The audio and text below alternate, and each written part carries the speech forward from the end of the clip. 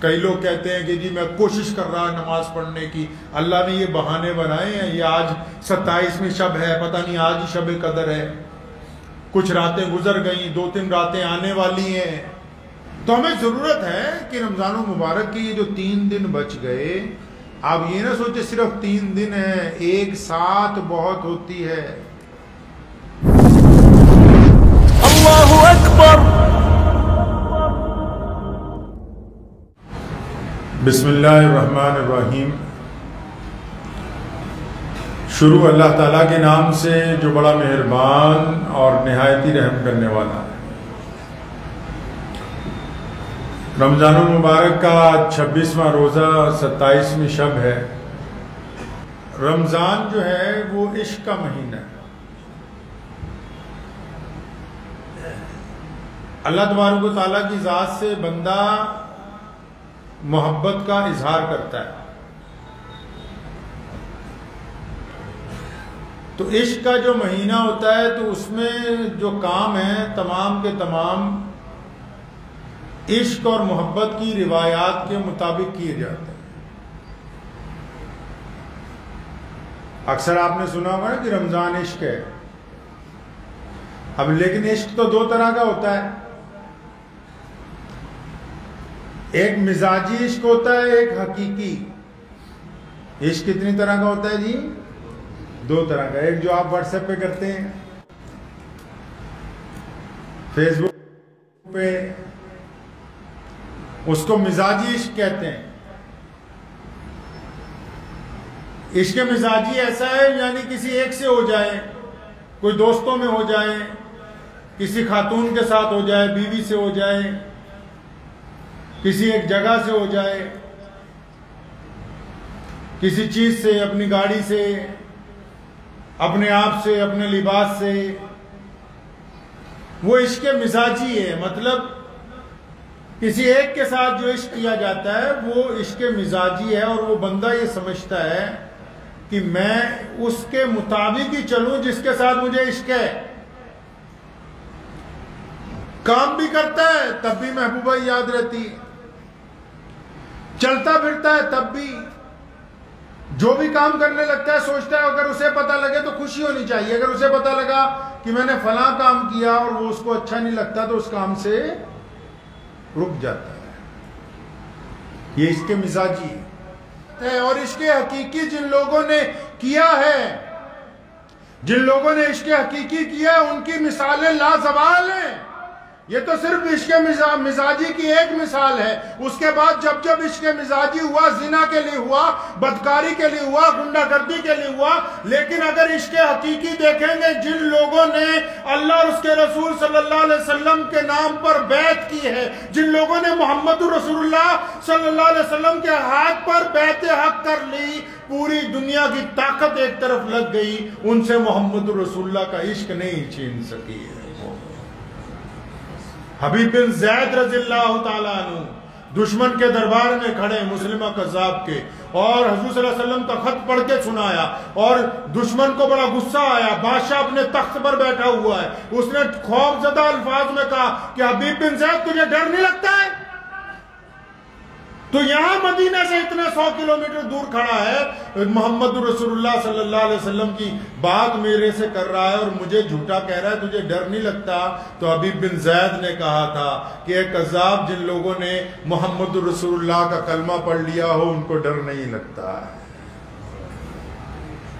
اور پھر عشق حقیقی کی لازوال داستان سنیں۔ حبیب بن زید رضی اللہ تعالیٰ عنہ کو ڈرانے کے لیے پہلے ان کا ایک ہاتھ کاٹا، پھر دوسرا ہاتھ کاٹا، پھر دونوں بازو کاٹے گئے، پھر پیروں کی انگلیاں کاٹی گئیں، پھر پاؤں کاٹے گئے، پھر ٹانگیں کاٹی گئیں، جب تک روح باقی رہی فرمایا تم میرے جسم کے ٹکڑے تو کر سکتے ہو، محمد رسول اللہ کی محبت نہیں نکال سکتے۔ یہ جو اسلام ہمارے پاس موجود ہے، اس کی بنیادوں میں حضرات صحابہ اکرام رضی اللہ تعالیٰ اجمعین کی حقیقی محبتیں چھپی ہیں، ان کی قربانیاں، ان کا خون، ان کی جان، ان کے مال، ان کے اسباب، ان کے تمام خاندان کی چیزیں چھپی ہوئی ہیں، تب یہ دین ہم تک پہنچا۔ اس کی بنیاد بڑی مضبوط ہے۔ آج بھی کچھ لوگ سمجھتے ہیں اس ملک میں کہ شاید مسلمانوں کو ڈرائیں گے تو اسلام یہ چھوڑ دیں گے.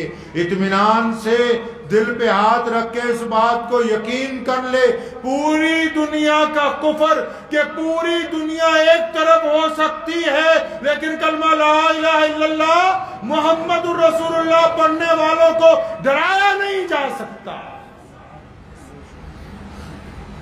ڈرایا نہیں جا سکتا ہے. اللہ تبارک و تعالیٰ نے ہمیں دین ایسا عطا فرمایا، ہم تو بڑے پسماندہ لوگ تھے بھائی. آپ نے شاید یہ قصہ سنا ہوگا سیدنا عمر رضی اللہ تعالیٰ عنہ کا.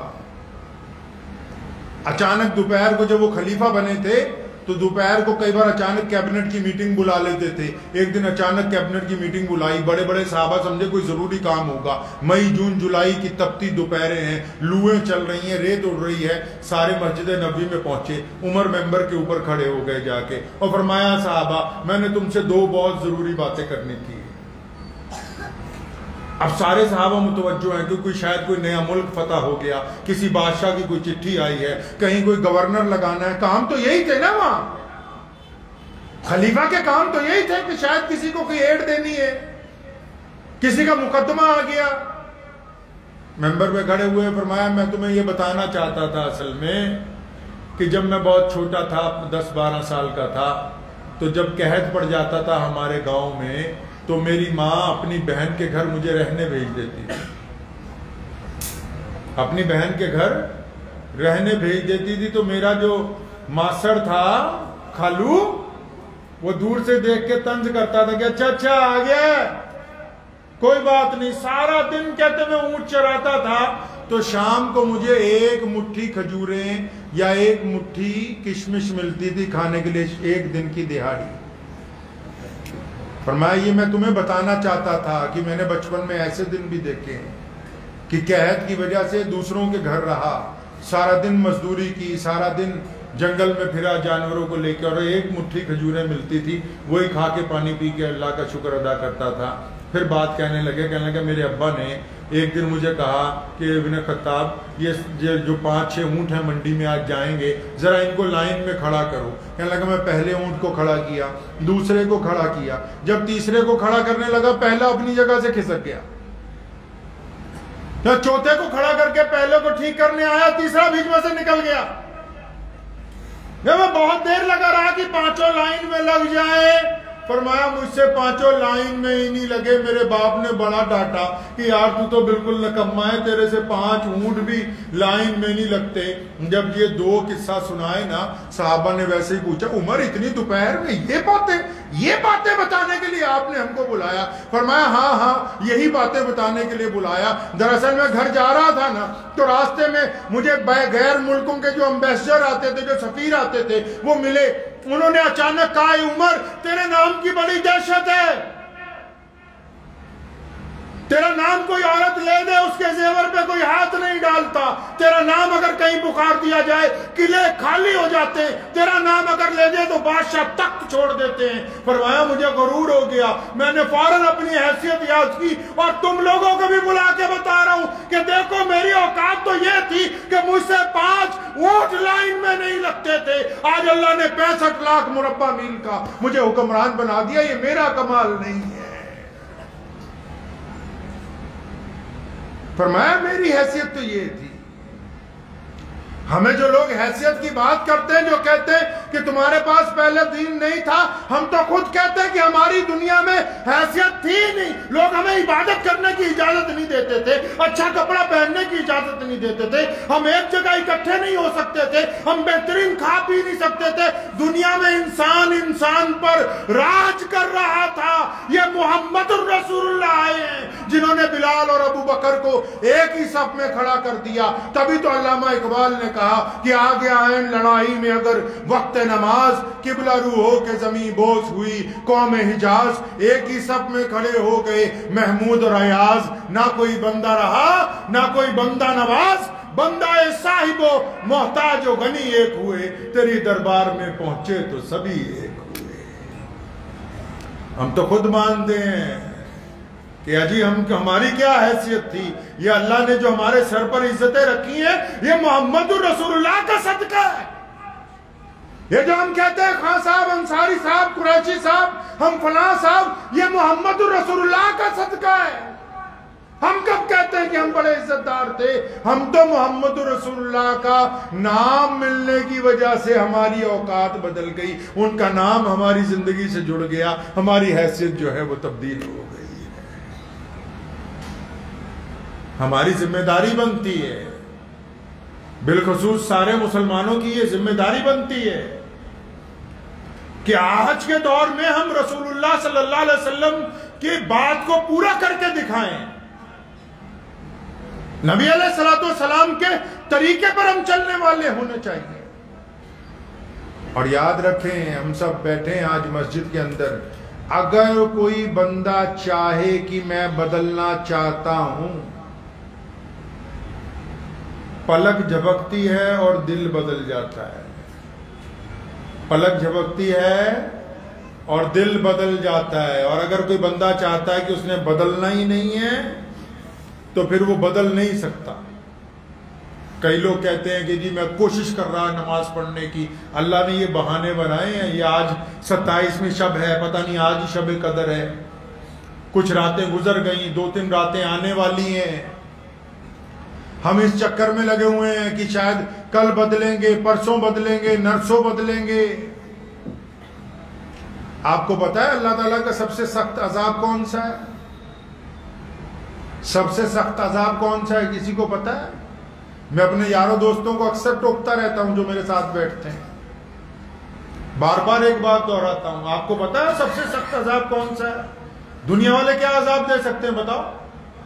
کوئی کسی کی اینٹی پارٹی ہو، کیا عذاب دے گا؟ مکان گرا دے گا، مقدمہ ڈال دے گا، پھانسی کی سزا کروا دے گا، مارے گا، قتل کروایا جا سکتا ہے، کیا کر لے گا کوئی؟ اللہ کی طرف سے سخت عذاب کون سا ہے پتہ ہے آپ کو؟ کہ جب کوئی بندہ اللہ کا تعالیٰ کا نافرمان ہو جائے، اللہ اس کے اوپر کون سا عذاب دنیا کے اندر بھیجتے ہیں۔ کبھی اطمینان سے آپ نے سوچا، کبھی پتہ کرنے کی کوشش کی کہ اللہ کی ناراضگی کا اظہار کیسے ہوتا ہے؟ اچھا عہدہ جو ہے اللہ کی رضامندی کی دلیل ہے؟ نہیں۔ کون کہتا ہے کہ اچھا عہدہ اللہ کی رضامندی کی دلیل ہے؟ زیادہ پیسے آ جانا اللہ کی رضامندی کی دلیل ہے؟ نہیں میرے بھائی، زیادہ پیسے آنا اللہ کی رضامندی کی دلیل نہیں۔ کوئی خوبصورت پیدا ہو گیا اللہ کی رضامندی کی دلیل ہے؟ نہیں، خوبصورت ہونا اللہ کی رضامندی کی دلیل نہیں۔ کسی کے لڑکے بہت ہو گئے، خاندان بھرا پورا ہے، وہ اللہ کی دلیل ہے رضامندی کی؟ نہیں۔ کون سی ایسی شے ہے جو اللہ تعالیٰ ناراض ہوتے تو بندے پر اپنا عذاب نازل کرتے ہیں؟ اگر اللہ کسی سے ناراض ہو جائے، ہم سوچتے ہیں بھی ایپل کا فون ہماری جیب میں ہے، بڑھیا مرسڈیز گاڑی ہم نے رکھی ہوئی ہے، اچھی سوسائٹی میں ہم رہتے ہیں، جی بہترین کھانا ہم کھاتے ہیں، صبح شام اللہ تبارک و تعالیٰ کی نعمتیں کھاتے ہیں، اللہ ہم سے بہت راضی ہے۔ نہیں، ان میں سے کوئی ایک شے بھی اللہ کی رضامندی کی دلیل نہیں ہے، ایک شے بھی اللہ کی رضامندی کی۔ موسیٰ علیہ السلام نے ایک دن کہا تھا اللہ تعالیٰ سے، یا اللہ میں تو تھک گیا تیرے بندوں کو سمجھاتے سمجھاتے، وہ جو نافرمان ہیں جن کو روز سمجھاتا ہوں ان کے تو کھیت بڑے بڑے ہوتے جا رہے ہیں، اور جن کو میں روز سمجھاتا ہوں جو نافرمانی کرتے ہیں ان کی تو کوٹھیاں بنتی جا رہی ہیں، ان کے تو نوکروں کی تعداد بڑھ گئی، ان کے پاس مال مویشی بڑھ گئے۔ کہ اللہ یہ کیا ہو رہا ہے؟ ان پہ تو زیادہ نعمتیں آ رہی ہیں۔ اللہ اکبر، بے شک اللہ سب سے بڑا ہے۔ اللہ کریم نے اس دن فرمایا تھا، اے موسیٰ کیا تجھے پتا نہیں ہمارا سب سے سخت عذاب کون سا ہے؟ فرمایا نہیں اللہ جی مجھے نہیں پتا، دنیاوی بندہ جو ہو، یا میں ہوں یا آپ ہوں، ہم کیسے سوچ سکتے ہیں عذاب کیسا ہوگا؟ ہم سوچتے ہیں بڑا صدیوں سے بیمار ہے، صدیوں سے مزدوری کر رہا ہے۔ اللہ نے فرمایا موسیٰ جب میں کسی سے سخت ناراض ہو جاؤں، شدت کا ناراض ہو جاؤں، جب مجھے کسی پر غصہ آ جائے، جب میں کسی سے اپنی رحمت مول لوں، جب میں کسی سے ناراضگی کا اظہار کرنا چاہوں، موسیٰ دنیا کی چیزیں نہیں، میں اپنے اس بندے سے سجدے کی توفیق چھین لیتا ہوں۔ سجدے کی توفیق چھن جاتی ہے، گاڑی ہے مسجد تک نہیں آ سکتی، پیسہ ہے غریب کو بانٹ نہیں سکتا، صحت ہے نماز میں کھڑا نہیں ہو سکتا، عقل چلتی، شعور چلتا ہے، قرآن پکڑنے کی توفیق نہیں ہو سکتی کیونکہ اللہ اس سے ناراض ہے۔ اللہ تبارک و تعالیٰ کی ناراضگی کی سب سے بڑی دلیل یہ ہے جو لوگ نماز نہیں پڑھتے، جو لوگ اللہ کے راستے میں صدقات نہیں دیتے، جو اللہ کے راستے میں نہیں نکلتے، وہ یہ سمجھتے ہیں کہ شاید اللہ ان سے راضی ہے، ہم تو بہت بہترین محلوں میں رہ رہے ہیں، اللہ تم سے ناراض ہے اس لیے دنیا دے دی، دین چھین لیا، دنیا دے دی، دین واپس لے لیا۔ سید اللہ شاہ بخاری رحمت اللہ علیہ یاد آتے ہیں، سید تھے، امیر شریعت تھے، میرے دادا رئیس الاحرار مولانا حبیب الرحمن لدھیانوی اور شاہ جی نے بے شمار جیلیں کاٹی تحریک ختم نبوت صلی اللہ علیہ وسلم کے لیے، انگریز کے دانت کھٹے کیے۔ تو ایک دن شاہ جی کے پاس ایک بندہ آیا، امیر کبیر بندہ تھا، کہنے لگا شاہ جی ایک گل دسو، کہنا میرا مسجد چ بیٹھن نو دل نہیں کرتا، پنجابی تھے نا شاہ صاحب، کہنا شاہ جی کہ گل دسو میرا مسجد چ بیٹھن نو دل نہیں جے کردا۔ شاہ جی نے برجستہ فرمایا اور نہیں کملیا، اے گل نہیں کہ تیرا دل نہیں کردا، مسجد والا تینوں مسجد چ بٹھان لی تیار نہیں ہے، مسجد والے نے تجھے توفیق نہیں دی کہ تو مسجد تک آ جائے۔ اگر سجدے کی توفیق ملی ہے تو اس کو نعمت سمجھے اللہ کی، یہ دنیا کی نعمتیں یہاں ختم ہو جائیں گی، اور جہاں سے اللہ نے نعمتوں کی ابتدا کرنی ہے وہاں چنگے چنگے لوگ پریشان ہو جائیں گے کہ یہ ہم نے کیا کر دیا دنیا کے اندر، ہمارے تو گھر کے قریب مسجد تھی، ہمارے تو پڑوسی بڑا غریب تھا، اس کو روٹی کھلا کے جنت کمائی جا سکتی تھی، ہمارے تو دروازے تک مانگنے والا آیا تھا، اس کی جھولی بھر کے ہم اللہ کو راضی کر سکتے تھے، ہمارے سامنے کوئی غریب پٹ رہا تھا، اس کی جان بچا کے ہم اللہ کو راضی کر سکتے تھے۔ غریب کے پٹنے سے بات یاد آئی، بہت سارے لوگ یہ سمجھتے ہیں کہ صرف نماز پڑھنا، مسجد میں جانا، اللہ اللہ کرنا یہی اسلام ہے۔ محمد رسول اللہ نے فرمایا نہیں، اللہ فرماتے ہیں فرشتوں کو کہ فلاں بستی کو پلٹو، فرشتے واپس جاتے ہیں کہ اللہ جی آپ نے عذاب کا حکم دے دیا، اس بستی میں تو اللہ والے بھی رہتے ہیں، اللہ والوں کا گھر بھی ہے اس مسجد کے پاس، اس بستی میں تو بڑے بڑے دیندار لوگ بھی رہتے ہیں جنہوں نے پلک جھپکنے کی مدت میں بھی گناہ نہیں کیا۔ رسول اللہ فرمایا، اللہ فرماتے ہیں ہاں مجھے پتا ہے، تم جاؤ اس بستی کو پلٹو، پہلے ان کو پلٹو۔ کیوں؟ فرمایا میری غیرت کی وجہ سے ان کے چہرے پہ کبھی لالی نہیں آئی، یہ کبھی کسی مظلوم کا ساتھ دینے کے لیے نہیں اٹھے، یہ تو اللہ اللہ ہی کرتے رہے، تسبیح کرتے رہے، بس انہوں نے کسی بھٹکے ہوئے کو راستہ نہیں دکھایا، انہوں نے کسی پٹتے ہوئے کو بچایا نہیں، انہوں نے ظلم کے خلاف حق کی آواز بلند نہیں کی۔ یہ کون سے اللہ والے ہو سکتے ہیں؟ اس لیے فرمایا پوری بستی کے اوپر عذاب دینا ہے، ان پہ اوپر بھی دینا ہے، کیونکہ یہ دکھاوے کے اللہ والے بنے ہوئے ہیں۔ اگر یہ اللہ اور اس کے رسول کی محبت کرنے والے لوگ ہوتے تو محمد رسول اللہ کی طرح کبھی مسجد نبوی میں نظر آتے، کبھی بیت رضوان پہ نظر آتے، کبھی احد میں نظر آتے، کبھی بدر میں نظر آتے۔ نبی اکرم صلی اللہ علیہ وسلم کا طریقہ جو ہے وہی سب سے اہم طریقہ ہے۔ اللہ تبارک و تعالیٰ نے قرآن پاک میں متعدد مفسرین نے اس بات کی تفسیر کی ہے۔ کئی بار لوگوں نے گھما گھما کے پوچھا کہ فلاں گناہ اگر ہو گیا وہ معاف ہو جائے گا؟ اللہ نے فرمایا ہاں ہو جائے گا۔ کسی نے پوچھا فلاں گناہ اتنی بار کیا معاف ہو جائے گا؟ اللہ نے فرمایا ہاں ہو جائے گا۔ کوئی گناہ ایسا نہیں ہے جس کو اللہ تبارک و تعالیٰ نے یہ کہہ دیا کہ یہ معاف ہی نہیں ہونا۔ یہ معاف ہو ہی نہیں سکتا. اب بندہ معافی مانگنے ہی نہ جائے, کسی کو توفیق ہی نہ ہو معافی مانگنے کی. کوئی چاہتا ہی نہ ہو کہ ہمارا دل بدل جائے. اگر ہم اپنا دل نہیں بدلیں گے تو پھر دنیا میں بھی خسارے میں رہیں گے اور آخرت کے اندر بھی خسارہ ہمارے پلے پڑنے والا ہے. دنیا کی زندگی اتنی لمبی نہیں ہے. آپ کو راز کی بات بتاؤں کہ مسلمانوں کو موت سے ڈر کیوں نہیں لگتا؟ کیونکہ کئی لوگ دعائیں مانگتے ہیں زندگی کی. مسلمان نماز میں دعا مانگتا ہے کلمے والی موت کی. کون سی موت کی؟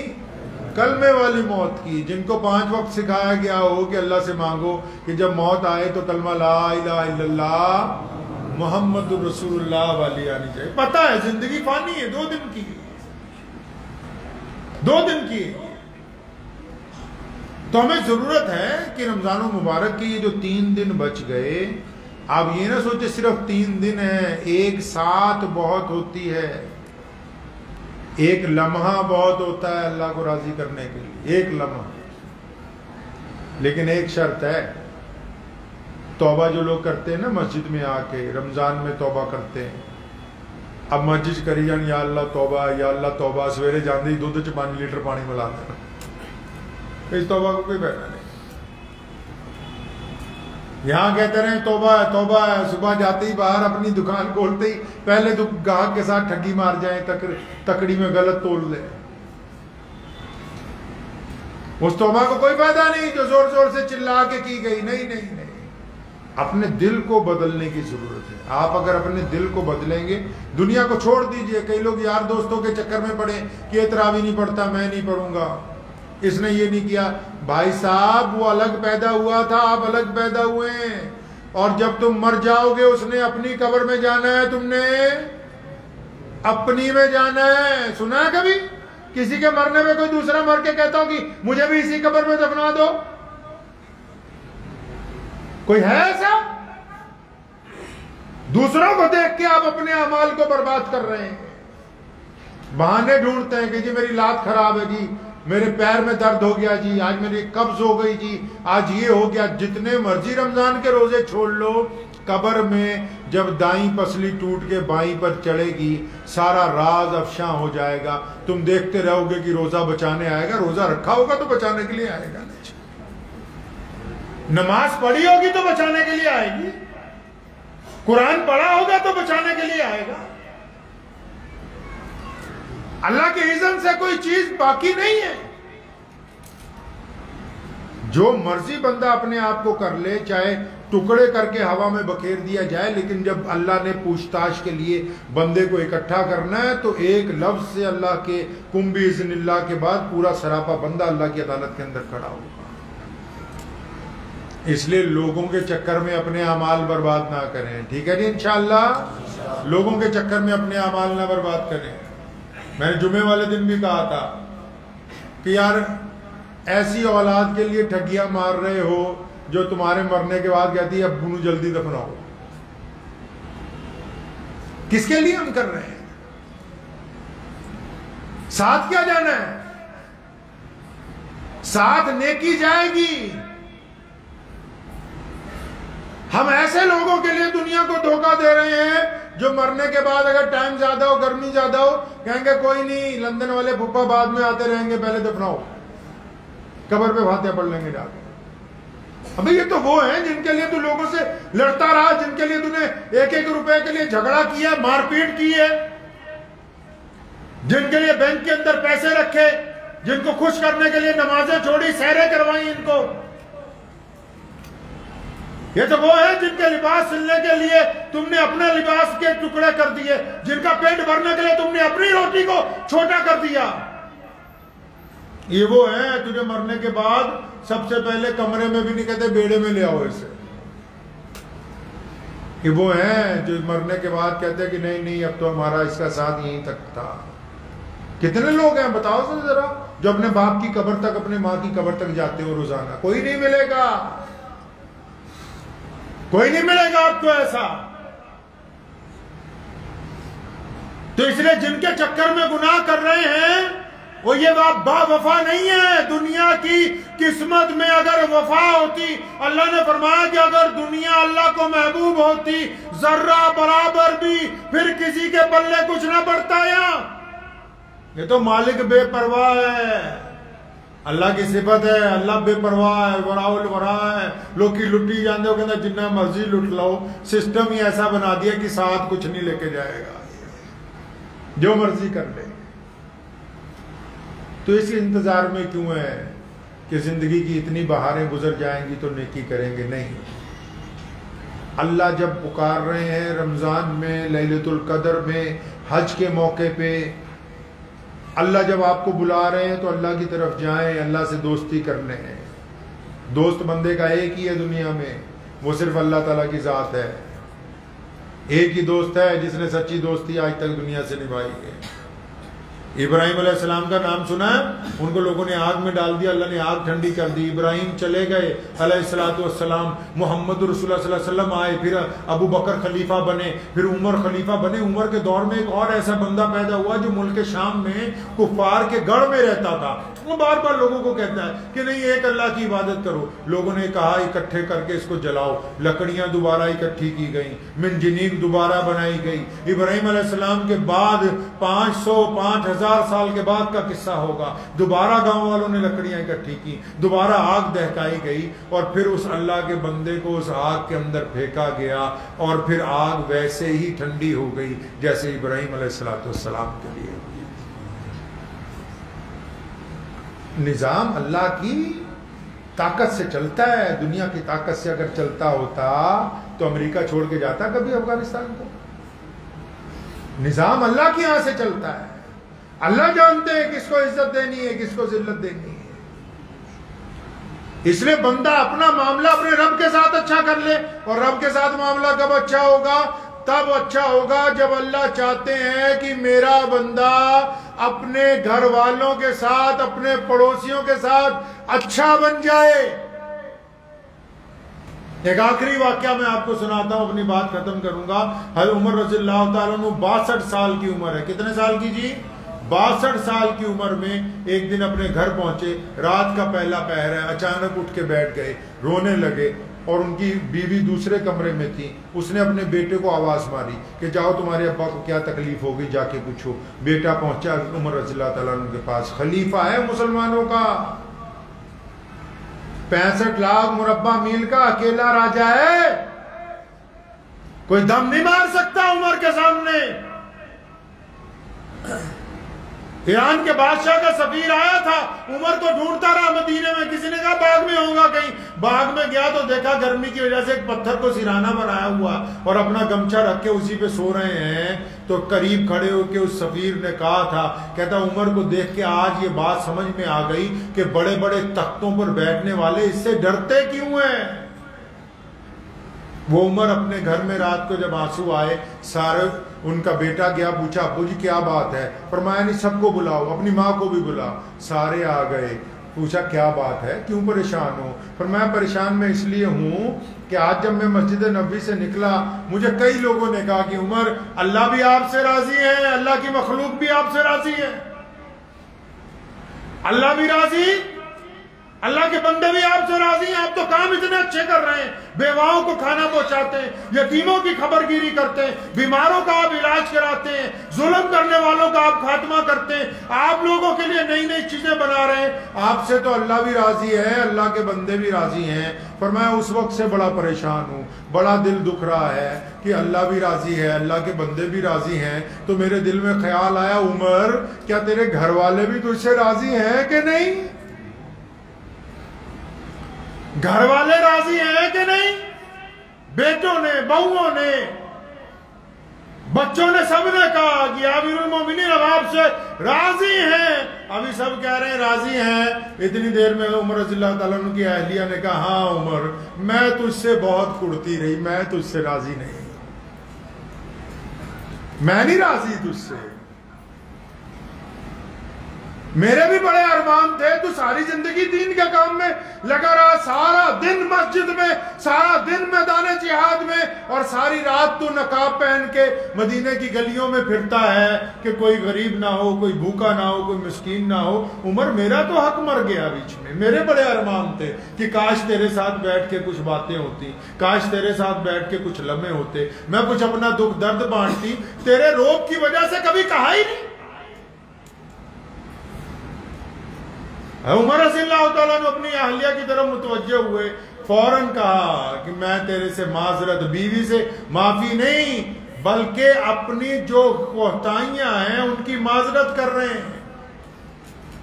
میاں بیوی کا تو رشتہ ایسا ہوتا ہے کہ ہر غلطی جو ہے 10 منٹ کے بعد رضامندی میں تبدیل ہو جاتی ہے۔ فرمایا چل تو اللہ واسطے مجھے معاف کر دے، ساری زندگی نکل گئی، اللہ تبارک و تعالیٰ تجھے بھی اجر کریں گے۔ فرمایا نہیں پہلے ایک وعدہ کر مجھ سے۔ کس کی بیوی کہہ رہی ہے؟ امیر المومنین کی۔ فرمایا نہیں پہلے مجھ سے ایک وعدہ کرو۔ فرمایا ہاں بتا کیا وعدہ؟ فرمایا کہ کل قیامت کے دن جب اللہ تعالیٰ تجھے جنت میں بھیجیں گے، جب اللہ تیرے حق میں فیصلہ کر دیں گے، عشرہ مبشرہ میں سے عمر رضی اللہ تعالیٰ عنہ، فرمایا جب وہ تیرے لیے فیصلہ کریں گے، میرا ہاتھ پکڑ لیے ساتھ میں اور میری سفارش کرنی ہے اللہ کے سامنے کہ میری اہلیہ کو جنت میں ساتھ میں جانے دو۔ عمر رضی اللہ تعالیٰ نے وعدہ کیا، فرمایا میں وعدہ کرتا ہوں۔ عمر جیسا امیر المومنین مسلمانوں کا خلیفہ اس بات کو سمجھتا ہے کہ اگر اللہ راضی ہو جائے اور پوری دنیا راضی ہو جائے، میرے گھر والے ناراض ہیں تو اس کا مطلب نہ اللہ راضی ہے نہ دنیا والے راضی ہیں۔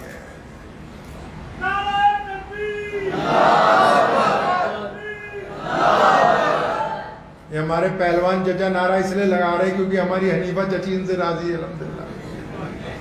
یہ ہمارے ابو کے دور سے ماشاءاللہ نعرے لگاتے آ رہے ہیں، اللہ تعالیٰ ان کو خوب صحت عطا فرمائے۔ تو اس راز کو آپ سمجھ لیں کہ اللہ کی رضامندی کس میں ہے جی؟ اس نماز میں ہے جو آپ کے گھر والوں کو آپ سے راضی کر دے، اس نماز میں ہے جو آپ کے پڑوسی کوئی بھی، چاہے ہندو بھائی ہے، سکھ بھائی ہے، دلت بھائی ہے، کوئی بھی ہے۔ اسلام نے کہا کہ اگر پڑوسی راضی نہیں ہے تو ایمان نہیں ہے بندے کے بیچ میں۔ تو نماز ایسی جس سے گھر والے راضی ہوں، پڑوسی راضی ہوں، عزیز و اقارب راضی ہوں، جس میں اگر کسی سے ناراضگی ہو تو اللہ کے لیے ہو، محبت ہو تو اللہ کے لیے ہو۔ کر لیں گے جی انشاءاللہ؟ تو کوشش یہ کرنی ہے کہ اللہ تبارک و تعالیٰ ہم سے راضی ہو جائے، ہمارے اعمال اچھے بن جائیں۔ الحمدللہ رب العالمین الرحمن الرحیم مالک یوم الدین ایاک نعبد وإياك نستعين اهدنا الصراط المستقيم صراط الذين أنعمت عليهم غير المغضوب عليهم ولا الضالين اللهم صل على محمد وعلى آل محمد كما صليت على إبراهيم وعلى آل إبراهيم إنك حميد مجيد اللهم بارك على محمد وعلى آل محمد كما باركت على إبراهيم وعلى آل إبراهيم انکا حمید مجید۔ یا اللہ تمام تعریفیں آپ کے لیے ہیں، اللہ جی پتے پتے کے ذرے ذرے کے مالک اور خالق آپ ہیں۔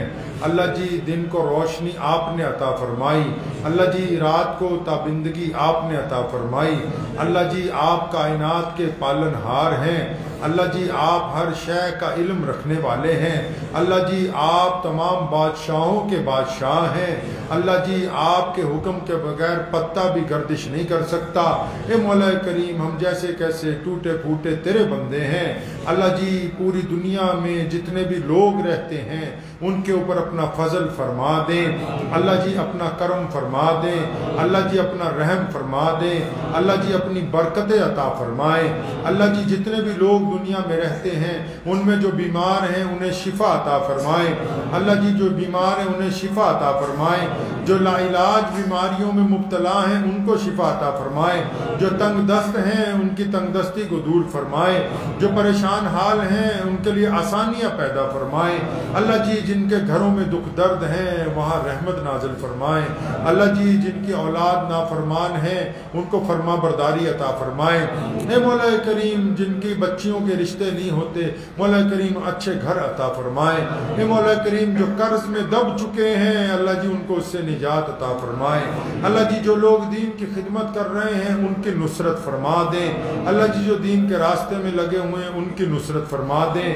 اللہ جی جو بچوں کی تعلیم کا انتظام کرتے ہیں ان کی نصرت فرما دیں۔ اللہ جی جو اللہ اور اس کے رسول کی دعوت دیتے ہیں ان کی نصرت فرما دیں۔ اللہ جی ہم جیسے کیسے ٹوٹے پھوٹے تیرے بندے ہیں یا اللہ آج پوری دنیا کا کفر ہمارا مخالف ہے۔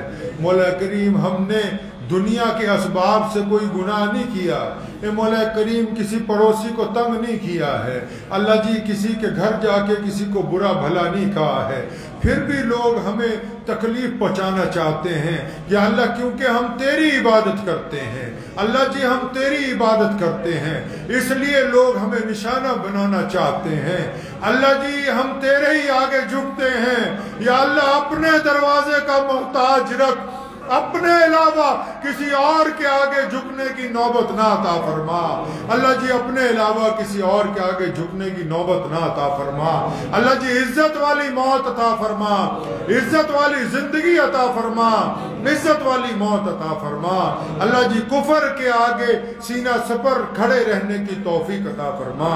اے مولا کریم تو جانتا ہے کہ ہم نے تیرے علاوہ کسی اور کو معبود نہیں سمجھا، تو بھی ہمیں اپنے علاوہ کسی دروازے کا محتاج نہ بنا، اپنے علاوہ کسی دروازے کا محتاج نہ بنا۔ مولا کریم شب قدر یا اللہ آج لیلۃ القدر کی ہو سکتا ہے رات ہے یا اللہ ہو سکتا ہے گزر گئی ہے، دونوں صورتوں میں آپ سننے والے ہیں، دونوں صورتوں میں آپ معاف فرمانے والے ہیں، یا اللہ ہر شکل میں آپ اپنے بندے کو جانتے ہیں۔ اے مولا کریم آج کی رات اس مسجد میں بیٹھ کے یا اللہ جتنے لوگ اور آن لائن ساتھ میں ہیں ہم اپنے گناہوں کا اقرار کرتے ہیں، اے مولا کریم بلا شبہ ہم سے حق ادا نہیں ہوا، ہم سے عبادت کا حق ادا نہیں ہوا، ہم سے رمضان کا حق ادا نہیں ہوا، اللہ جی ہم نے تو رمضان میں کئی گناہ کر دیے، اللہ جی ہم سے رمضان میں کوتاہیاں ہو گئی، اللہ جی رمضان میں ہم سے نماز میں غفلت ہو گئی، اللہ جی ہمارے بھائیوں سے ہو گئی، عزیز و اقارب سے ہو گئی، لیکن مولا کریم تو معاف کرنے والا ہے، تو درگزر کرنے والا ہے، اللہ جی آپ کے علاوہ کون ہے جو معاف کر سکتا ہے؟ آپ تو ماں سے زیادہ بندے سے پیار کرتے ہیں، آپ 70 ماؤں سے زیادہ اپنے بندوں کو چاہتے ہیں، اللہ جی ہم آپ سے معافی مانگنے آئے ہیں، اللہ جی اپنے گناہوں سے معافی مانگتے ہیں، اپنی سیاہکاریوں سے معافی مانگتے ہیں، اپنی خطاؤں سے معافی مانگتے ہیں، اپنی لغزشوں سے معافی مانگتے ہیں، اپنی ٹھگیوں سے معافی مانگتے ہیں، زنا کی معافی مانگتے ہیں، چوری کی معافی مانگتے ہیں، ڈاکے کی معافی مانگتے ہیں، اللہ جی اگر دنیا والوں کے آگے کہیں گے تو لوگ سزا دیتے ہیں، صرف آپ کا دروازہ ہے جو معافی کا وعدہ کرتا ہے، آپ اپنے بندوں کو معاف فرما دیں، اللہ جی آپ اپنے بندوں کو معاف فرما دیں، اللہ جی آپ اپنے بندوں کو معاف فرما دیں، اللہ جی نبی علیہ السلام کے صدقے معاف فرمائے، اللہ جی رسول اللہ صلی اللہ علیہ وسلم کے صدقے معاف فرمائے، اللہ جی کالی کملی والے کے صدقے معاف فرما دیں، اللہ جی ہم جیسے کیسے ٹوٹے پھوٹے تیرے بندے ہیں، اللہ جی تو ہی بتا تیرے دروازے کے علاوہ جائیں گے ہم کہاں؟ اللہ جی اگر آپ کا دروازہ چھوٹ گیا ہم کہاں جائیں گے؟ اللہ جی کس کو پکاریں گے؟ مولا کریم تیرے علاوہ کون ہمارا ہے؟ اللہ جی آپ کے علاوہ کون ہم پر رحمت کر سکتا ہے؟ اللہ جی ہمیں فتح کس نے دلوائی؟ اللہ جی وہ آپ کی ذات ہے، شہادت کو کس نے قبول کیا؟ وہ آپ کی ذات ہے، لغزشوں کو کس نے معاف کیا؟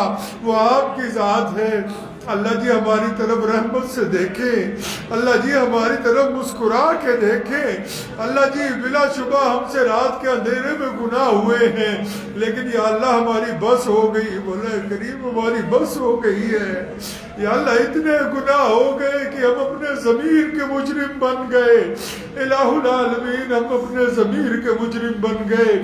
اللہ جی یہ ہمیں اپنی توبہ قبول فرما لے، ہم سب کی توبہ کو قبول فرما لے، ہم سب کی توبہ کو قبول فرما لے، ہم سب کی توبہ کو قبول فرما لے۔ اللہ جی کہتے آپ ہیں، نام لوگوں کا ہوتا ہے، یا اللہ نیکی کا کام آپ دیتے ہیں، نام ہمارا ہوتا ہے، لیکن مولا کریم حقیقت یہ ہے کہ ہم تو بڑے گنہگار بندے ہیں۔ اللہ جی آپ اگر نہ ہمیں طاقت دیتے تو ہم کیسے کام کر سکتے تھے؟ آپ اگر ہمیں ہمت نہ دیتے تو ہم مسجد تک کیسے آ سکتے تھے؟ آپ نے اگر ہمیں دولت نہ دی ہوتی تو ہم غریبوں کو کیسے بانٹ سکتے تھے؟ مولا کریم ہمارا کچھ نہیں ہے، اللہ جی جو کچھ ہے آپ کا ہے۔ اللہ جی آپ ہماری طرف نظر کرم کر دیجئے، ہماری خطاؤں کو معاف فرمائے۔ اللہ جی ہمارے بہت سارے بھائی نماز نہیں پڑھتے، یا اللہ بار بار کہتے ہیں مانتے نہیں ہیں، لیکن اللہ جی آپ ان سے ناراض نہ ہو، اللہ جی آپ ان سے ناراض نہ ہو، آپ ان کے لیے ہدایت کا فیصلہ فرمائے، اللہ جی آپ ان کے لیے ہدایت کا فیصلہ فرمائے۔ اللہ جی ہمارے بہت سارے پڑوسی جو غیر مسلم ہیں، وہ لا علاج بیماریوں میں مبتلا ہیں، ان کے گھروں میں دکھ درد ہیں، ان کے دلوں میں پریشانی ہے، اللہ جی جیسے کیسے ہیں ہمارے پڑوسی ہیں ان پر کرم فرما دے، اللہ جی ان کو عزت عطا فرما دے، ان کے دکھ درد کو دور فرما دے۔ اللہ جی ہمارے سمیت جتنے لوگ دین کا کام کر رہے ہیں، اے مولا کریم جب ہم اپنے گریبان کو جھانک کے دیکھتے ہیں ہم تو اس قابل ہی نہیں تھے، اے مولا کریم ہم اس قابل ہی نہیں تھے کہ آپ ہم سے یہ خدمت لے لیتے، آپ نے یہ خدمت عطا فرمائی، آپ نے یہ ہم سے خدمت لی ہے، اللہ جی اس کا حق ادا کرنے کی توفیق عطا فرما، اس کا حق ادا کرنے کی توفیق عطا فرما۔ اللہ جی تحریک ختم نبوت کو علماء لدھیانہ 200 سال سے چلا رہے ہیں، لیکن مولا کریم ہم سے حق ادا نہیں ہو سکا، ہمارے آبا و اجداد نے یا اللہ اس زمن میں بڑی خدمت کی ہے، بڑی قربانیاں دی ہیں، لیکن یا اللہ اگر آپ قبول نہ کریں گے تو سب رائے گا ہو جائے گا۔ اللہ جی تمام خدمات کو شرف قبولیت عطا فرمائے، اللہ جی شرف قبولیت عطا فرمائے، اللہ جی شرف قبولیت عطا فرمائے۔ اے مولا کریم میرے والد محترم اور ہم سب مسلمانوں کے مربی، آپ کی طرف سے جو ہمیں شعر ملا تھا مولانا حبیب الرحمن ثانی لدھیانوی، مولا کریم آج ہمارے درمیان تو نہیں ہے، اے مولا کریم آپ ان کی خطاؤں کو معاف فرمائیں، لغزشوں کو معاف فرمائیں، یا اللہ مغفرت کا فیصلہ فرمائیں۔ اللہ جی انہوں نے ساری زندگی آپ کے خوف سے دنیا کے آگے ڈٹ کے گزاری ہے، اللہ جی ہمیں بھی ان کے طریقے پر کفر کے سامنے ڈٹ کے کھڑے ہونے کی توفیق عطا فرما، یا اللہ ڈٹ کے کھڑے ہونے کی توفیق عطا فرما، اللہ جی ڈٹ کے کھڑے ہونے کی توفیق عطا فرما۔ اے مولا کریم جو مساجد بے آباد تھی آپ کے فضل و کرم سے آباد ہوئی ہیں، ہم نے کوئی کمال نہیں کیا ہے، اے مولا کریم تحریک ختم نبوت جو چلی آپ کے کرم سے چلی ہے، آج بھی جب ہم دیکھتے ہیں ہمارے اندر تو خطائیں ہی خطائیں ہیں، لغزشیں ہی لغزشیں ہیں، اللہ جی کفر کے سامنے ہماری آواز میں طاقت آپ نے عطا فرمائی ہے، ہمارے دلوں میں اتفاق اور محبتیں آپ نے عطا فرمائی ہے، اے مولا کریم اپنے محبوب حضرت محمد رسول اللہ صلی اللہ علیہ وسلم کے صدقے ہم سب کو دین کی خدمت کے لیے قبول فرما لے۔ اللہ جی بے شمار مساجد میں آباد ہیں، ان کے لمبے لمبے مینار یا اللہ جب قریب سے گزرتے ہیں ایسے لگتا ہے کہ وہ حسرت بھری نگاہوں سے ہمیں دیکھتے ہوں اور وہ پکارتے ہیں کہ مسلمانوں تم نے ہمیں بنایا تھا، تم ہم کو چھوڑ کے چلے گئے۔ اے مولا کریم ان کے آس پاس رہنے والوں کے دلوں کو نرم فرما، اور یا اللہ جو مساجد کے مخالف ہیں ان کے دلوں کو ہدایت عطا فرما، یا اللہ ہدایت عطا فرما۔ مولا کریم یہ جس مسجد میں ہم لوگ بیٹھے اللہ جی پنجاب میں تقسیم ہند کے بعد یہ پہلی مسجد ہے جس میں آپ کا نام سب سے پہلے دہرایا گیا. یہ پہلی مسجد ہے جس کی برکت سے پورے صوبے میں مساجد میں یا اللہ نمازوں کی ابتدا ہوئی ہے.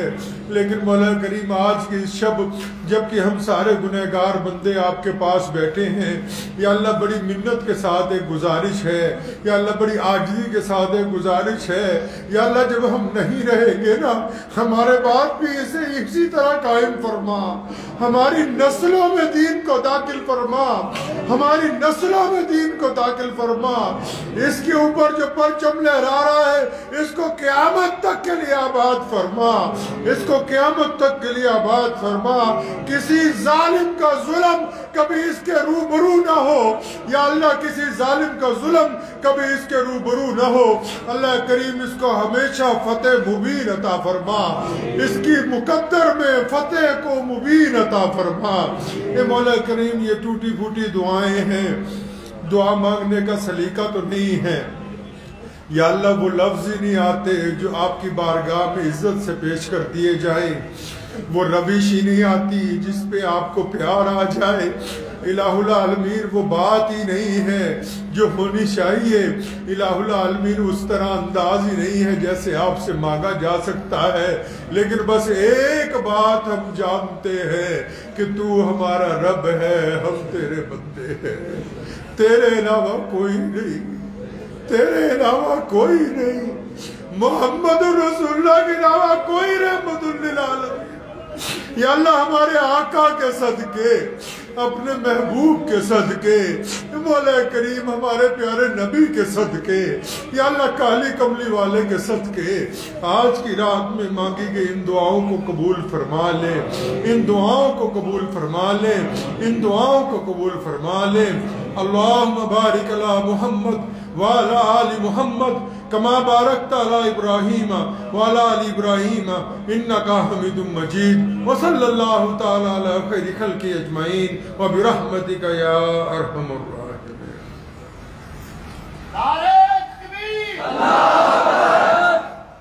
مجھے امید ہے کہ آپ کو یہ ویڈیو پسند آئی ہوگی. اگر پسند آئی ہو تو یہ آپ اپنے دوستوں کے ساتھ شیئر کریں اور اس چینل کو سبسکرائب ضرور کریں.